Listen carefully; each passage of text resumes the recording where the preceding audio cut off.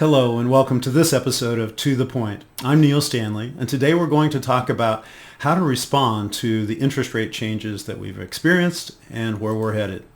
So, as you know, on September 18th, the Fed lowered rates 50 basis points. The target is now 4.75 to 5%. So the question, of course, is where are we headed with interest rates? And it's anyone's guess, but we're going to give you some data to help you understand the details of that. The most important thing is how do we journey through these rate changes? Because what we do and how we do it is going to make a big difference. So we've posted here a summary of the economic projections published by the FOMC. You can see a link here so you can get the data yourself. But basically what we're saying is right now we're at the 4.75 to 5% range.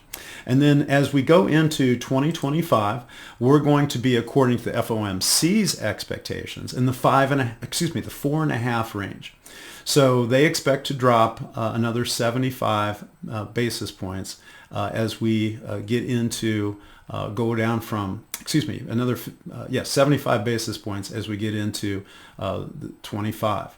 And then they expect us to be in the 3.5% range as we go into 26. So those are the expectations of the FOMC. Now, if we think about the bond market, there are some expectations there too. They think we're going to drop to 425 instead of 450. And then next year at this time, the bond market has the belief that we're going to be at 303. I recently did a to the point on expectations, looking at historical spreads and the median Fed funds rates. So I'm not going to go back into all of that. But what I am going to do is just think today about what will happen to deposit competition and what we can do about deposit competition as rates decline. Deposit costs must decline also, right? Well, it only is going to happen if we do the right things. So here's a sample interest rate market as of yesterday. So we have in the green the Federal Home Loan Bank advance rates, and in the maroon we have the U.S. Treasury rates as of yesterday. So if we think about where we're at with pricing, we can see that some of our competitors, all of the different deposit offerings, I'm sure there's some lagging going on there because surveys take some time to update. So I have no doubt that some of those will be dropping. But we can see that there is a spectrum of offerings in, say, a 12-month certificate all the way from 0 up to 5%. And it's pretty evenly distributed across those terms. So what we say and how we present ourselves could be very, very important. In some ways, this may be like like at the bar where they call last call. Hey, things are changing. We're going to turn off the lights for some of these high yield CDs. There could be a lot of conversations, a lot of question marks by depositors who were sometimes waiting for higher rates, and now it's very unlikely that they're going to see that. So the conversations that you're going to have with them could change, and let's be ready for that. So some of the things that you want to make sure you do is be sure to have limited edition savings as top of mind for those frontline people, and make sure that rate is competitive for anyone thinking about closing out a CD.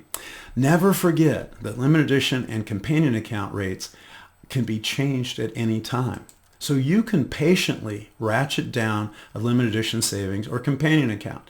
You do not have to hit the exit sign really, really fast, the exit ramp really fast. You can slow walk the reduction. Now that doesn't mean you shouldn't take reductions when the Fed lowers. If the Fed's lowering, you can take a reduction. But just like you went up, you may want to be patient about going down. And the reason being, you're not committing with limited edition savings or companion accounts to an extended period of time for that rate. Now, that's very different than a CD. But with your CDs, a lot of the longer term CDs, the rates have already been lowered. And you may be believing that rates are not going to go as low as the market thinks. And so if you believe inflation's going to be a thing, and if you believe unemployment's not going to take off, you might want to hedge your bets by lengthening out some deposits. Now that's completely discretionary on the part of every management team, but it is an opportunity, as so many financial institutions have really pushed people to short-term maturities. Another opportunity is to make sure your customized rates are competitive. Now, what do I mean by competitive? You want to make sure that you are priced properly against wholesale funding, but that you are in the market with conversation that resonates with the depositors. And part of that might be to link your customized rates to FHLB. A lot of our clients delinked as rates were rising. They didn't want FHLB going up and just automatically getting higher customized rates. But today, as FHLB has been declining, it may make a lot of sense to link them.